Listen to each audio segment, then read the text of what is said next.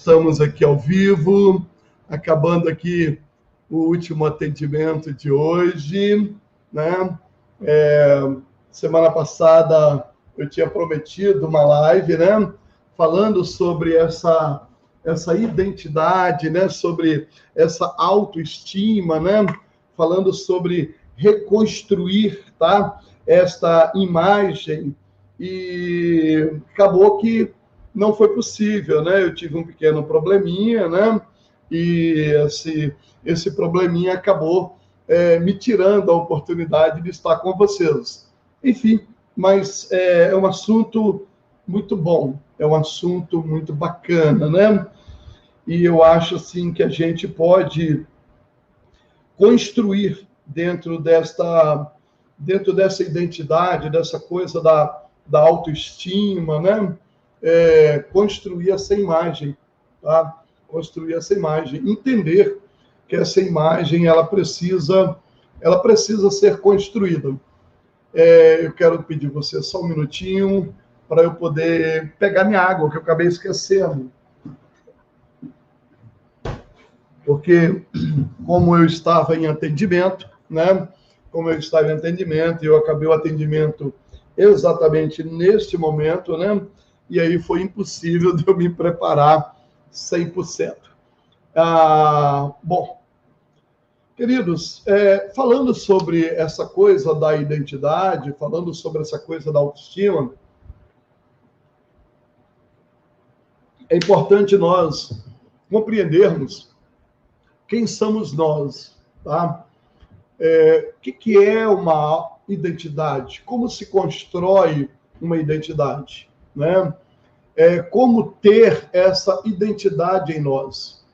Quem constrói essa identidade sou eu, e a partir de quê, né? A partir de que forma que eu posso construir essa identidade? Bom, é por isso que é importante os pais entenderem que os filhos são literalmente, né, formados. Eu já falei aqui em outras lives, né, que a maioria, segundo alguns estudiosos, né, e alguns estudos e pesquisas americanas, né, que 94% dos adolescentes vão chegar a esse momento, né, da adolescência com a sua autoimagem literalmente distorcida, né, literalmente negativa. Então, os pais precisam tomar muito cuidado com esta coisa desta formação. O que é uma autoimagem negativa, né? Autoimagem negativa é a imagem própria distorcida. É a falta de confiança pessoal, né? A falta de confiança em si, essa construção com o eu, né? Com o seu ser, né? É a incapacidade de descobrir o seu propósito de vida. Não sabe qual é o seu propósito de vida, a pessoa tem medo, tem insegurança, né? Tem essa coisa da incapacidade de não acreditar, de alguém chamar, de alguém dizer, não, você tem capacidade de fazer, né? E a pessoa não acreditar nele próprio. É uma sensação de derrota constante, uma sensação de insegurança, desejo, né, de alcançar poder, superioridade, controle sobre os outros. Mas então quem tem esse desejo de alcançar poder, de alcançar superioridade, de estar controlando uma relação, então um marido controlador, uma mulher controladora, é porque essa pessoa tem uma autoimagem negativa? Sim, sim. Um dos grandes fatores desta autoimagem negativa é exatamente esse comportamento, né? Esse comportamento possessivo, né? Esse comportamento autoritário sobre a pessoa, é exatamente esse medo, né? E a gente precisa entender que dentro do cristianismo, né? Dentro do evangelho, né? Isso acontece muito, essa coisa dessa autoimagem distorcida, dessa autoimagem negativa. Às vezes, por formas até mesmo da maneira como os pais se desenvolvem a sua fé, se desenvolvem no seu conhecimento bíblico, né? Essa coisa da relação com o próprio Deus, com o próprio Eterno, com o próprio Criador, né? Essa coisa como eu me vejo. Às vezes a gente vê aí mensagens, né? Pregações muito focada, né? Dizer que o ser humano é indigno, que o ser humano ele é incapaz, né? Que ele é um pecador, que ele é insignificante. Eu já ouvi isso aí por parte de alguns grandes pregadores, né? Inclusive homens de grande conhecimento da palavra de Deus, falando sobre isso. Ok, a gente precisa construir, né, uma coisa sobre esse falso ego, sobre esse egocentrismo, né? Porque uma coisa não tem nada a ver com a outra. A gente precisa entender que essa coisa do amor próprio, né? Essa coisa de ter amor próprio, né? Não é o ato de buscar a autorrealização, né? Não é isso. O autoengrandecimento, né? E nem o reconhecimento dos outros. O amor próprio, né, não tem nada a ver com egoísmo, né? Mas, ao mesmo tempo, né, eu preciso também entender que eu tenho uma imagem, né, em Deus e que eu sou muito importante, eu sou muito especial em Deus, né? E eu preciso construir essa imagem, né, naquilo do filho, né, do ser filho, do estar debaixo dessa graça salvadora, né, não do merecimento, né, que nós vamos entender claramente que não há mérito nessa fé, não há mérito em fazer, Deus, eu fiz e eu quero, eu tenho direito. Não é por isso, né, por esse, entre aspas, merecimento. Mas, ao mesmo tempo, eu preciso entender que se o eterno Deus, né, se o todo-poderoso Pai, ele dá o seu único filho para poder morrer por mim na cruz do Calvário, então eu tenho um grande significado. Eu tenho, né, um grande valor. E esse valor eu vou construir dentro dessa identidade daquilo que eu sou. Às vezes também a gente vê, né, dentro da igreja, né, a gente vê as pessoas muito orientadas para o desempenho, né, para essa necessidade de fazer muito, de trabalhar muito, de se dar muito, né, de estar a todo tempo se despontando, às vezes abandonando até a sua própria necessidade, né? A gente convive com isso dentro do consultório a todo momento, das pessoas que o tempo todo tem que estar fazendo alguma coisa por alguém, tem que estar sendo útil para alguém, e se não estiver sendo útil para alguém, fazendo para alguém, começa a se cobrar, né? Que está sendo incapaz, que não está servindo, que não está tendo valor, que Deus não está aprovando. Por que isso, né? Nós sabemos que isso é o quê? O Bert Helling vai trazer para nós essa necessidade do pertencimento, o pertencimento a si próprio, o pertencimento ao meio que você está, né? Às vezes nós queremos ser o melhor filho. Ok, uma coisa é construir essa identidade de eu ser um filho bom sempre. A outra coisa é eu construir uma identidade que eu tenho a necessidade de ser o melhor dos filhos, de eu fazer a melhor das coisas, né? Por que que existe essa necessidade de ser o melhor, de fazer o melhor? Por que que eu simplesmente não permito ser filho, pertencer ao grupo, fazer o que está ao meu alcance, fazer o que eu tenho condição de fazer? É muito comum nós vermos líderes, né, sendo vítimas das deficiências emocionais, né, que buscam se realizarem se dando para alguma coisa, né? Isso geralmente a gente vê até mesmo dentro da igreja, né? As pessoas que literalmente abandonam as suas famílias, literalmente deixam as suas famílias, esposas, filhos, né, para simplesmente fazerem. Se sentem bem quando estão fazendo e quando estão fazendo muito. Agindo dessa maneira, né, a gente vê que, inclusive, adultos, né, adultos procurando preencher, né, aquelas necessidades emocionais que elas foram ainda criadas na infância.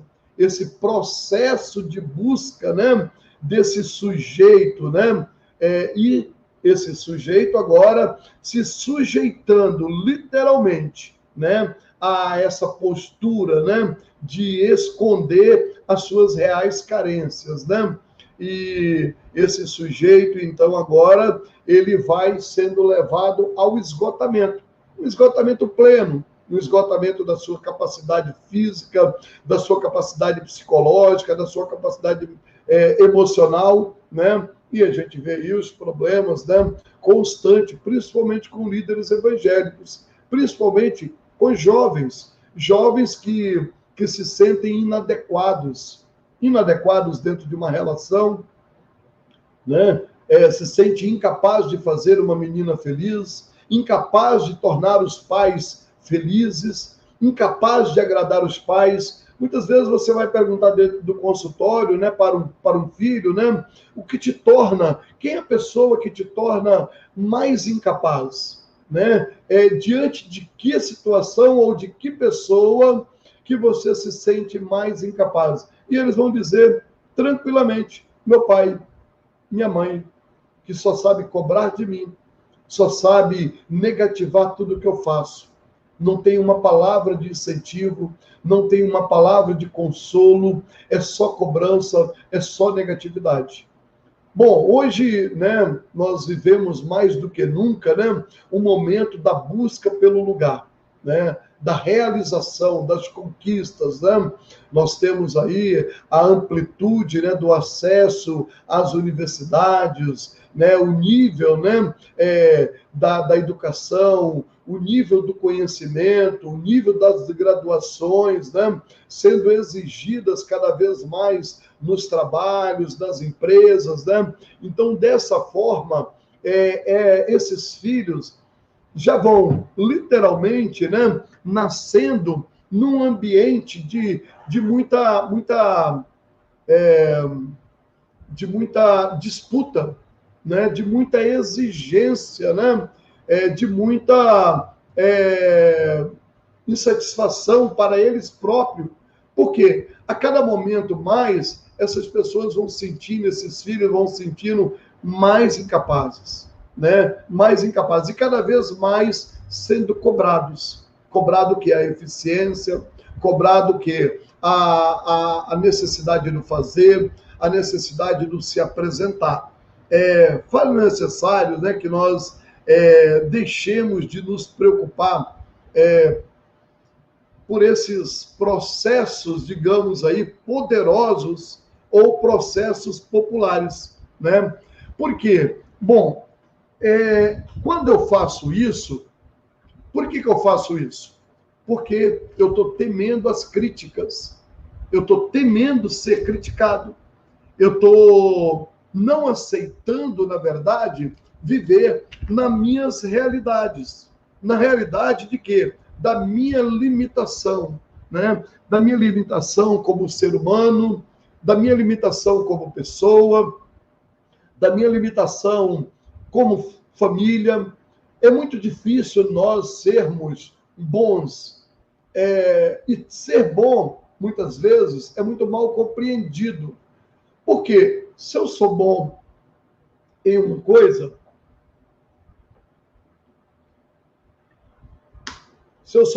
coisa, geralmente eu vou ser cobrado para ser bom em outra coisa. Digamos que eu sou bom no meu relacionamento na minha empresa. E aí, naturalmente, eu vou querer também ser bom na minha escola. E eu vou ser cobrado por ser bom também na minha casa.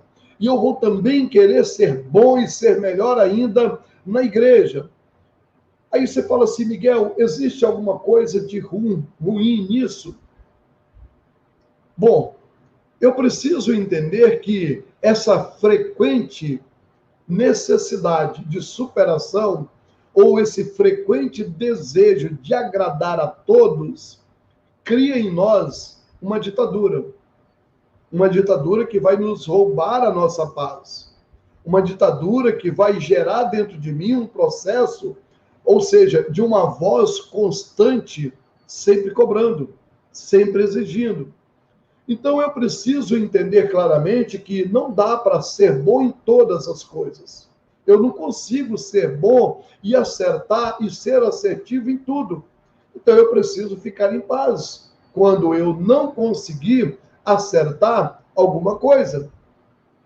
Eu preciso, então, estar em paz e passar a não fazer o quê? Uma coisa que vai acontecer naturalmente. Naturalmente, né? Eu já falei sobre isso aqui, sobre um dos presidentes, né, da IBM do Brasil, né? Foi dar uma palestra numa universidade e perguntaram para ele, né? Qual seria o segredo do sucesso? E ele disse, sejam verdadeiros, ou seja, não sejam fingidos, não sejam falsos. Por quê? Porque em busca de uma autoimagem positiva, escondendo o negativo, eu vou passar muitas vezes a usar máscara. Usar máscara e ter medo de mostrar aquilo que eu tenho de ruim, aquilo que eu tenho de errado, aquilo que, na verdade, eu preciso tratar, aquilo que eu preciso olhar para dentro, enxergar dentro de mim e dar valor àquilo. E saber que algumas coisas, literalmente, eu vou ser ineficiente. Eu não vou conseguir ser eficiente 100% em todas as coisas. E eu preciso, na verdade, ficar em paz com isso. Por quê? Porque se eu querer ser eficiente em todas as coisas, você vai falar, Miguel, então você está desencorajando? Não. Eu estou encorajando você a buscar com zelo. O apóstolo Paulo ele vai falar sobre isso, né? Ele fala assim, buscai com zelo os melhores dons. Ele não vai dizer para você buscar ser eficiente, ser excelente em todos os dons. Então ele diz, buscai com zelo, buscai com dedicação. Olha com dedicação aquilo que você é bom, mas não queira ser bom em tudo. Não gaste muita energia emocional tentando sustentar uma aparência e desviar a atenção dos outros e até a sua própria consciência também. Não tente mascarar as suas falhas, não tente mascarar as suas incapacidades. É muito interessante que nós, aqui no consultório, a gente se depara muito com pessoas, né, a todo momento, que ele fica o tempo todo, né, sendo um ator. O tempo todo ele tentando ser uma coisa que ele não é. O tempo todo tentando atuar, né? E a gente está ali, lança uma pergunta, lança outra, e ele tenta sair de esquiva, tenta ir por outro lado. Nós temos outros recursos, o recurso da escuta, né? O recurso de alguns testes comportamentais, e a gente está ali observando, e quando você vai identificando, você vai mostrando para aquela pessoa, ele tenta de todas as formas, ele tem tanto medo dele ser ele mesmo, ele tem tanto medo de ser na profundidade o comportamento que ele tem, que ele quer sempre ficar na superfície. Ele está sempre somente no periférico, com medo de olhar para dentro, com medo de assumir a sua incapacidade e com medo de pedir ajuda. Com medo de pedir ajuda. Então, pessoas que, infelizmente, preferem ser superficiais, pessoas que não gostam de falar dos seus medos, não gostam que as outras pessoas tenham uma impressão negativa sobre eles.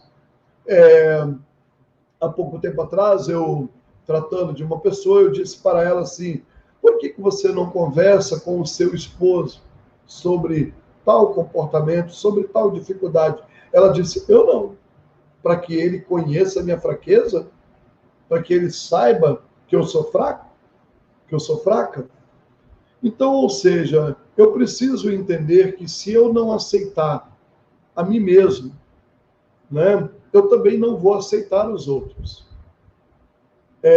Freud, Jung, Lacan, né, todos eles vão dizer que quando eu rejeito algo em ti, é porque eu tenho uma tarefa em mim.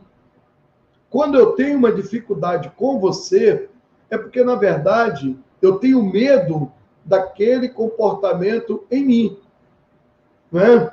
E dessa forma, então, não consigo estender, né?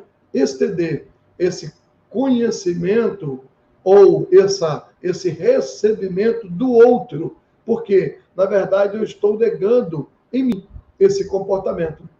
Então, eu posso, muitas vezes, por não entender e não aceitar o meu comportamento, eu começo a rejeitar outros, maltratando outros, sendo implacáveis com outros, sendo juiz sobre outros, criticando o comportamento do outro, né?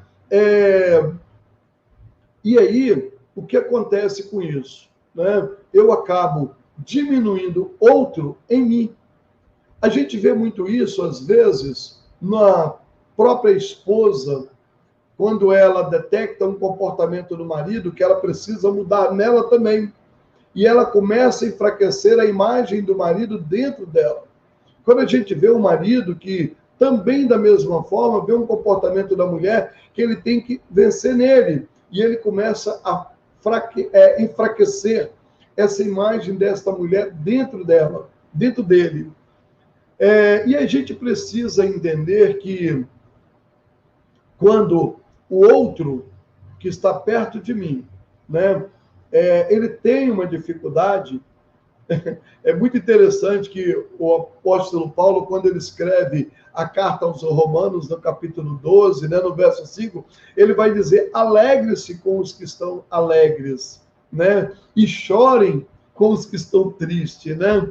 Então, ou seja, eu preciso, na verdade, ter essa empatia com o outro, ou seja, né, aceitar, receber, acolher o comportamento do outro, para que eu possa corrigir em mim essa mentalidade, né, essa mentalidade impura, né, dominante sobre o outro, porque também essa mentalidade ela está em mim, né? É muito interessante quando eu conheço essa coisa da autoimagem, da minha autoimagem. A minha autoimagem distorcida.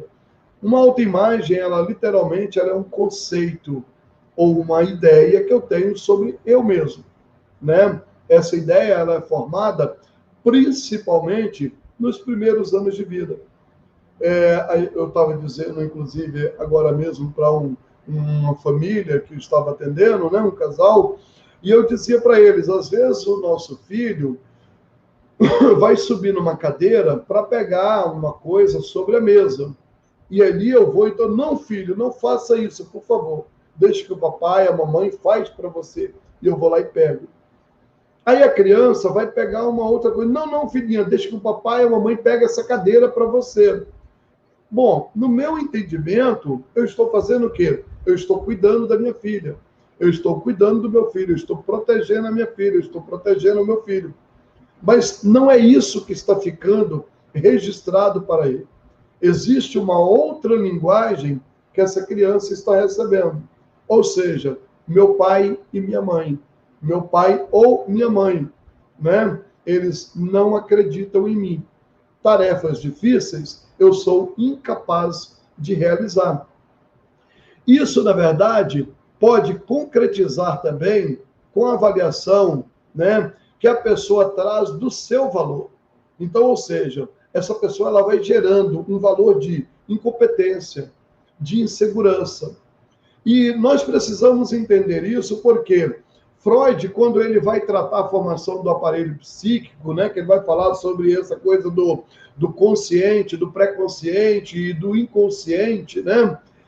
Então, dentro dessa formação, desse período, né, Freud ele vai dizer claramente que dentro desta formação, também, né, desse mesmo período, vai se formar o quê? O id, vai se formar o ego e vai se formar o quê? O superego, né? Então, é o isso, né, o ego e o supereu, né? Bom, essa identidade, muitas vezes, né, ela distorcida ou ela não formada da maneira correta, da maneira concreta, dando para esta criança esse pertencimento, essa criança, literalmente, ela vai ter um conceito, né, baixo, um conceito de formação inadequado sobre ele. Um pai muito rígido, um pai extremamente rígido, ele é prejudicial para uma criança. Um pai extremamente amoroso, cuidadoso, protetor, também é prejudicial para uma criança. Uma mãe extremamente rígida também é prejudicial para uma criança. Uma mãe extremamente amorosa, extremamente protetora, super protetora, como a gente poderia dizer, ela também é inadequada, prejudicial para essa criança. Então, lembra bem que os extremos são perigosos. Então, eu preciso o quê? Ter um comportamento alinhado, para que esse comportamento alinhado gere pertencimento.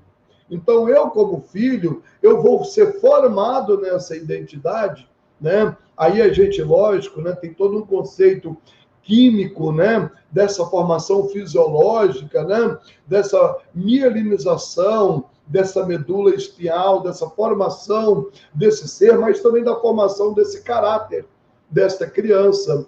Essa criança que está sendo formada, né, até os 5, 6 anos de idade.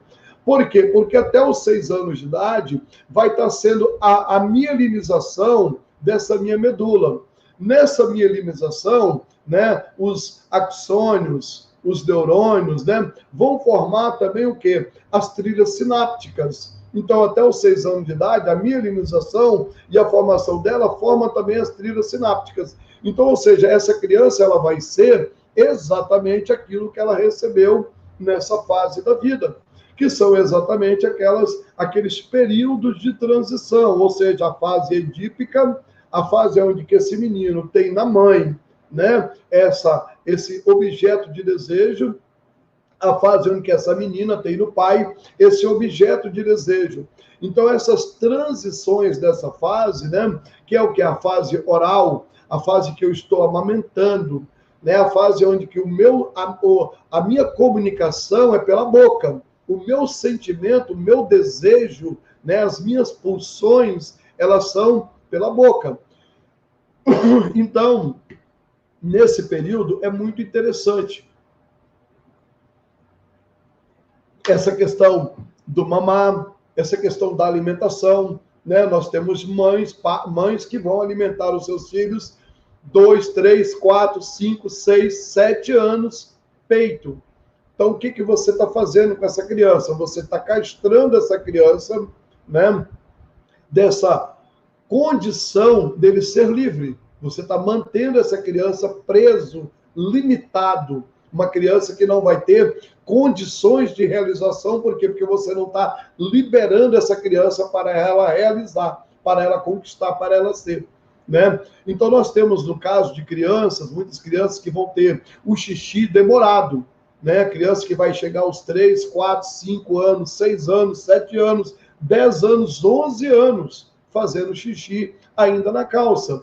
Quem é essa criança? Uma criança que não conseguiu reter o seu desejo. Então, ou seja, ele não tem controle sobre as suas emoções.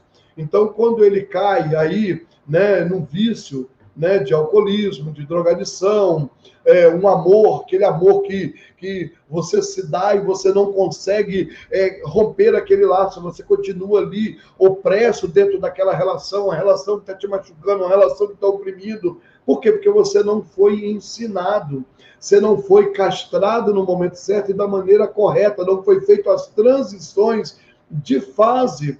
Os seus pais não fizeram a transição das fases aonde que você tinha o desejo somente pela boca, agora a mielinização chegou nos esfíncteres e você começa a sentir prazer ou vontade de fazer xixi ou cocô, mas esses pais não souberam transitar dentro dessa fase e essa criança, querendo continuar sendo criança, continua fazendo essas necessidades. Porém, quando essa criança faz essa necessidade na calça, né, o cocô ou o xixi, que aí ele tem literalmente essas, entre aspas, né, situações expostas.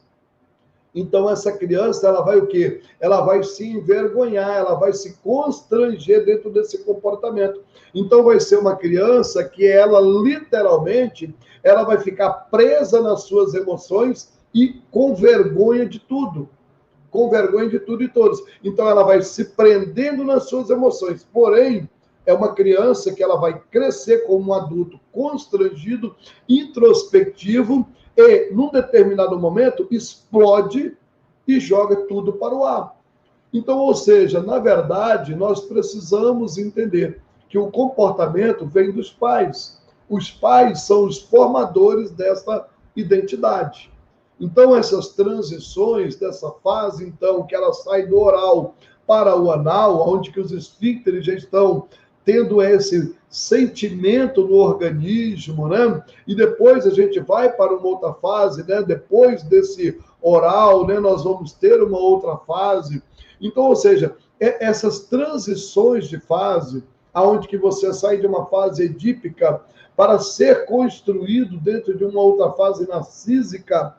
E isso é importante porque você fala, então, o narcisismo, veja bem, fase narcísica é a fase importante que todos nós passamos dela e passamos nela e precisamos transitar bem dentro dela. Para quê? Para que nós possamos desenvolver uma autoimagem saudável em nós.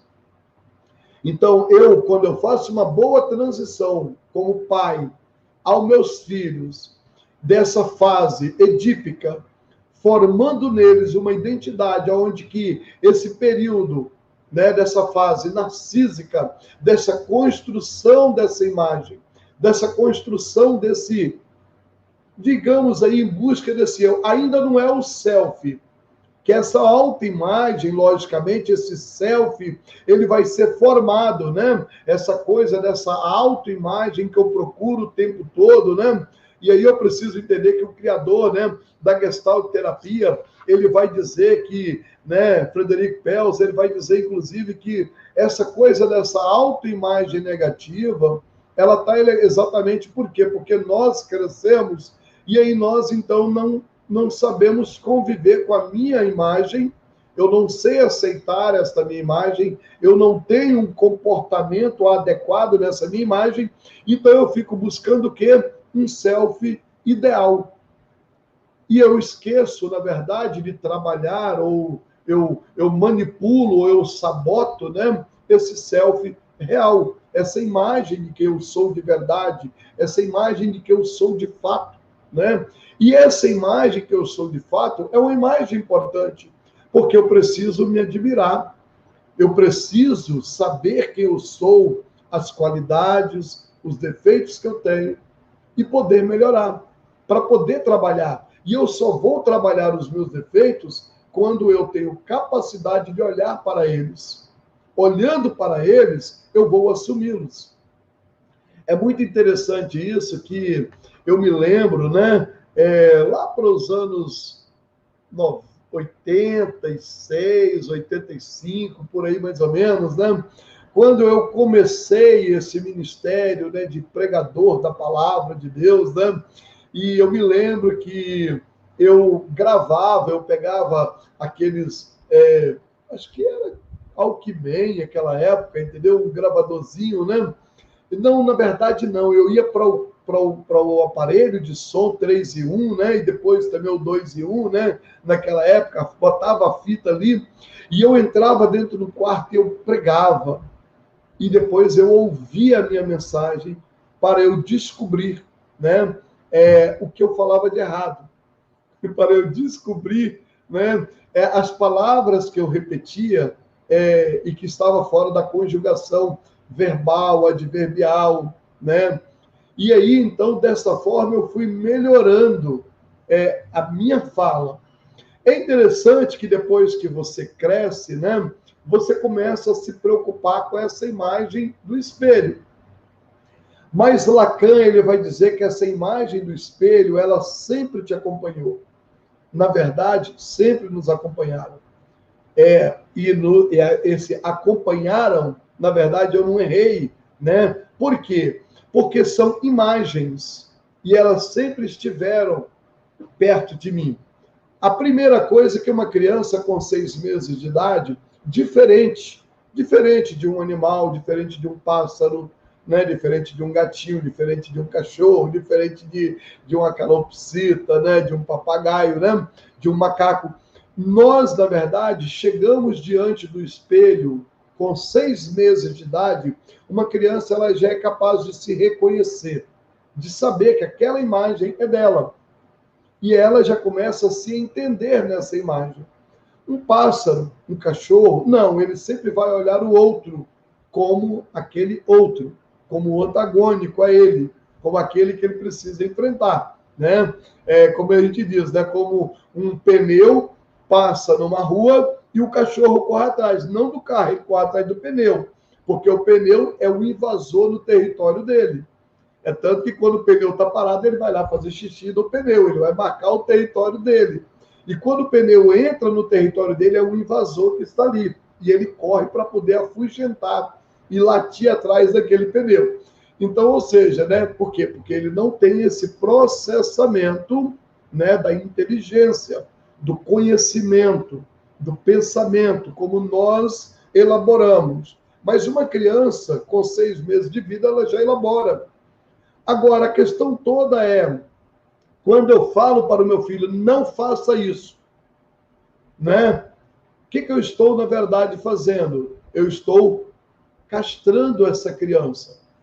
Aí você diz assim, Miguel, mas eu não vou ter que colocar regras? Sim. E a forma de eu colocar regras? Existe a maneira correta de eu colocar essa regra para eu construir até mesmo esse super-eu ou esse super-ego. Por quê? Porque dentro de todos nós, uma criança que acabou de nascer agora, todos nós vamos ter dentro de nós o desejo. Vamos ter dentro de nós essa vontade. Então, o desejo, a vontade, é algo que vai nos acompanhar sempre. É tanto que uma criança, ela quer, tudo dela é dela. Tudo é para ela, o mundo é dela, ela quer todas as coisas, ela quer colocar tudo na boca, ela quer sentir todas as coisas. E, literalmente, nós nascemos com desejo. Tanto que a criança, ela nasceu, ela tem fome, é um desejo. Né? Ela encosta no peito, ela vai sugar o peito, ela vai fazer esse processo de sucção com a língua, com a boca, e ela vai sentir, né, esse desejo dela sendo equalizado. Ela não sabe ainda que é fome, ela sente um desejo, ela sente uma pulsão, como Freud vai assim dizer. Depois ela vai sentir o desejo de fazer cocô e ela vai aprender a controlar esse desejo. Então, por isso que é importante essas transições e esses pais como mentores, como orientadores. Isso pode, isso não pode, isso deve, isso não deve, né? Isso não é bom, isso é bom. Ou faça isso, mas faça com, né, responsabilidade, com cuidado. Então, essa criança quer subir numa cadeira, então, olha, filhinho, cuidado, na fase certa, fazer essa transição. Por quê? Porque se eu estou numa relação, né, onde que eu posso todas as coisas, onde que eu posso tudo, então eu não tenho uma construção dentro de mim que é muito importante, que é o quê? É o superego, que é aquela voz que diz, não. Quando eu quero, o superego, quando ele está construído, então eu penso, né? Eu quero, porém, eu não devo. Eu quero, mas tem uma voz dizendo, não é hora. Ainda não. Então, dentro disso, eu vou construir o quê? eu vou construir um ego equilibrado. O ego é aquele meio termo que ele vai entender que eu quero, mas ainda não é hora, ou eu não posso, ou eu não devo. Então eu vou criar uma consciência dentro desse querer, dentro dessa vontade. Isso é muito importante porque isso vai formar uma identidade. Quando eu, na verdade, eu posso todas as coisas, quem sou eu numa relação? Eu posso todas as coisas. E quando eu tenho alguém que me bloqueia, que não deixa, eu sinto que é incapaz. Eu sinto incapaz porque eu sempre tive tudo ao meu redor. E quando eu tenho uma voz muito dominadora, que não pode nada, e aí eu cresço e agora eu quero tudo, agora eu vou fazer todas as coisas, porque eu nunca pude. E aí então eu tenho alguém que, na verdade, foi o tempo todo negativo, o tempo todo opressor sobre mim. E agora eu quero fazer o quê? Todas as coisas que essa pessoa desaprova. Então eu quero enfrentar esta pessoa, porque eu estou revoltado dentro de mim com esse comportamento protetivo. Então, enfim, eu preciso entender que essa autoimagem, essa aceitação, ela não é um mero sentimento que ele oscila entre se sentir bem algumas vezes ou se sentir mal outras. Não é isso. A autoaceitação, ela é algo mais profundo.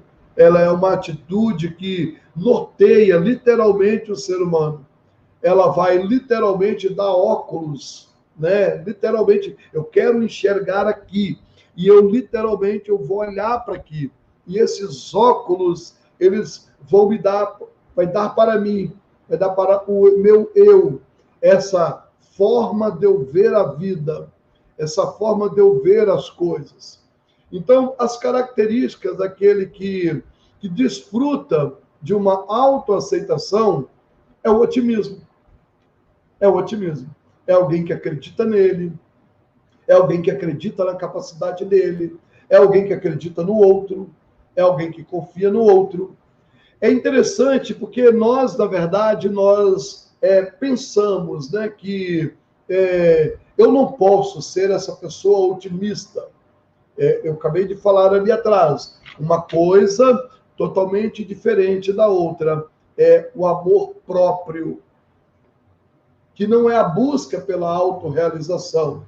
O amor próprio é quando eu me aceito como eu sou, é quando eu sei do meu valor, é quando eu conheço também as minhas falhas, eu sei das minhas incapacidades, eu sei que eu sou bom em algumas coisas, mas em outras eu estou muito aquém. Então, eu posso melhorar, eu posso buscar condição, e eu não tenho medo de olhar para dentro dessa deficiência. Inclusive as partes ruins eu conheço, inclusive as partes ruins eu passo a aceitar, eu passo a acolher dentro de mim. Por outro lado, o que sofre de baixa autoestima normalmente enxerga a vida de forma totalmente negativa, não acreditando nem em Deus, nem em Deus, nem nos outros. Por quê? Porque foi gerado num ambiente de insegurança, foi gerado num ambiente de medo, foi gerado num ambiente de ira. E esses sentimentos, eles literalmente vão dominar essa vida, vão tomar conta dessa vida, vão assumir a liderança desta vida. Então, a autoestima é uma autoimagem mental que nós formamos, como se fosse uma colagem de retratos que a gente vai pegando essas imagens e nós vamos trazendo as recordações e situações que nós passamos e vamos trazendo isso para o nosso presente e para o futuro imaginário. E essa autoaceitação, ou essa baixa autoestima, né? Ela vai gerar incapacidades, ela vai gerar tristeza, ela vai gerar vergonhas, medos. É interessante que uma pessoa saudável, uma pessoa frutífera, uma pessoa que é carregada de uma boa energia emocional, ela enfrenta muitas dificuldades e ela consegue dar a volta por cima, muitas vezes, de situações quase que impossíveis. Lógico que, contrapartida, pessoas que têm uma baixa autoestima, às vezes uma coisa muito simples, insignificante, vai prender aquela pessoa de tal forma que você fica assim, meu Deus, é tão simples ela sair. Eu lido aqui com muitas pessoas de diversas neuroses e situações de comportamentos. E a gente vê isso muito também no drogadito. A pessoa que sofre de uma drogadição, sofre de um vício de drogadição. E às vezes você fala, meu Deus, como que essa pessoa se afunda, se aprofunda nisso, fica agarrado nisso, fica preso nisso o tempo todo, fica totalmente limitado o tempo todo, e a pessoa não consegue ficar sem isso, ficar sem um cigarro, ficar sem uma maconha, ficar sem uma cocaína, ficar sem um crack. E aí, então, a pessoa fica ali, na verdade, literalmente estarrecido com aquela inércia do outro, com aquela inércia. E nós precisamos entender que, na verdade, isso traz um construto muito maior do que simplesmente uma vontade. Por quê? Porque a pessoa passa a duvidar do seu próprio eu. Ele passa a fortalecer mais o negativo, ele passa a se desvalorizar e ele passa literalmente a se imobilizar por conta desse déficit emocional, buscando muitas das vezes uma expectativa exagerada, uma aprovação do pai, uma aprovação da mãe. Um dos maiores problemas que a gente vê nos lares, literalmente quando a gente vê guerras de pais com filhos, a gente fala assim, quando você vai conversar com um filho, você vê na fala dele o tempo todo, naquela revolta, simplesmente uma coisa: eu não consigo agradar o meu pai, eu não consigo agradar a minha mãe. Então, ou seja, literalmente aquela pessoa se sentindo insatisfeita com ela, por causa de quê? Porque ela é inadequada, ela é incapaz para a outra pessoa. Então ela busca o quê? Um autoconceito negativo dos seus próprios resultados. Porque ela nutre, na verdade, dentro dela mais o que o outro pensa, mais o que o outro fala. E ela passa, então, a julgar, não ser capaz de concorrer a um concurso público, não ser capaz de assumir uma posição numa empresa, não ser capaz de assumir uma relação no namoro, uma relação no casamento, não ser capaz de tomar uma decisão e ficar numa relação opressa, numa relação que literalmente mantém ela manipulada, prisioneira dentro dessa relação o tempo todo. E nós precisamos entender o valor do recomeço. Nós precisamos entender o quanto que é importante eu acreditar e eu buscar dentro de mim essa coisa de que eu tenho capacidade,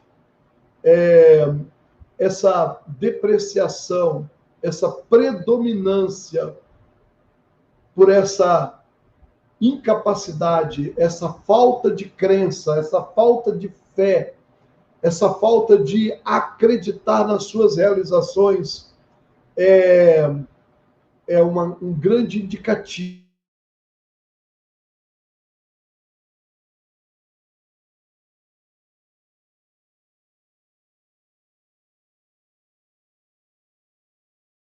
cognitiva. E dentro dessa reestruturação cognitiva, eu literalmente eu entendo que eu só vou conseguir sair dessa projeção das opiniões dos outros, dessas sugestões do outro, quando eu literalmente me dar ou me entregar para um tratamento de construção e de reconstrução dessa autoimagem. Eu acho muito lindo, muito precioso a imagem que o eterno Deus tem de nós. Eu acho muito precioso isso. Eu acho fantástico a construção do que o Senhor, do que o eterno Deus pensa de nós. Diferentemente do que alguns pais às vezes afirmam para os filhos, porque também eles foram desconstruídos, diferentemente de que alguns líderes evangélicos construíram nos seus liderados, porque também eles foram construídos dessa forma. Esse Deus, ele, ao tempo todo, ele está construindo em nós uma imagem sadia. Você vê que esse Deus, na verdade, ele está tão preocupado com essa imagem sadia que esse Deus, ele literalmente, quando ele nos forma, ele vai nos formar a imagem dele. Ele vai nos formar a semelhança dele. E lá em Jeremias, capítulo 29, verso 11, esse eterno Deus, ele vai dizer, né? Eu bem sei os planos que penso de vós, planos de paz e não de mal, para vos dar uma esperança e um futuro. É interessante eu construir uma autoimagem positiva dentro de mim. É interessante eu construir uma identidade positiva dentro de mim. Por quê? Porque se eu não construir essa autoimagem, eu vou continuar sendo refém. Eu vou continuar sendo refém dessa carência. E as pessoas carentes correm um risco muito sério. Porque se eu sou carente, se eu sou inseguro, se eu não sou confiante, eu sou indefeso. E a carência, sabe o que acontece? Ela é uma armadilha. Ela é uma armadilha.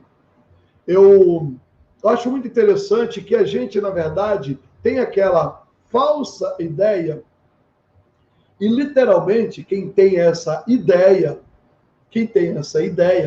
de ficar dando, na verdade, para o outro, o chamado crítica construtiva, não é nada mais, nada menos do que um frustrado.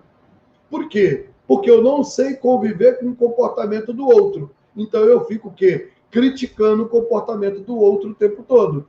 Então eu fico usando o chamado crítica construtiva. E, na verdade, não existe crítica construtiva. Toda crítica, ela é destrutiva.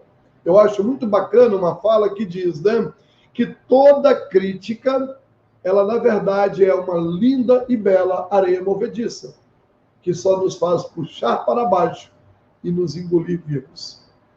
Então, quem quer criticar? Quem quer condenar?